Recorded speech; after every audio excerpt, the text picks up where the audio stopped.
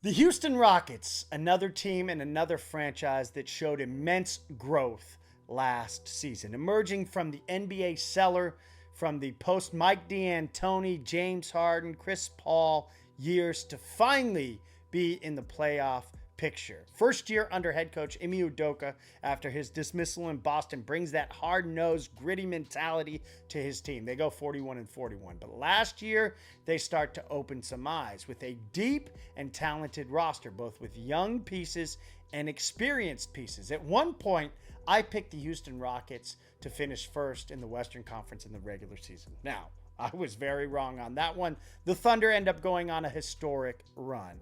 But I value experience for teams, and Fred VanVleet, Dillon Brooks at the time, Sam Adams, I felt that they brought a necessary element of professionalism and veteran experience that could help take the Rockets into that next tier. And that's exactly where the Rockets went as they finished second, surprisingly to a lot of people, in an uber competitive Western Conference. A big reason outside of that veteran experience, the play of their talented Turkish big man Alperen Şengün.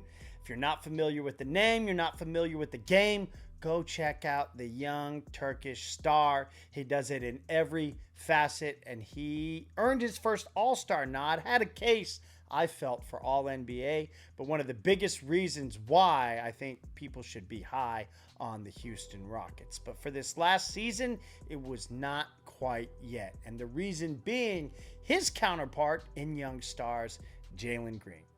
Both players, if you remember, were paid on their rookie extensions prior to the start of the season. So the Rockets obviously enough faith to see what they had in Green. And that is exactly what was on the table in that 7-game series against the Golden State Warriors. Now, a very tough opponent for an inexperienced, non-playoff contending team together. Jalen Green was supposed to be the guy to go out and get buckets.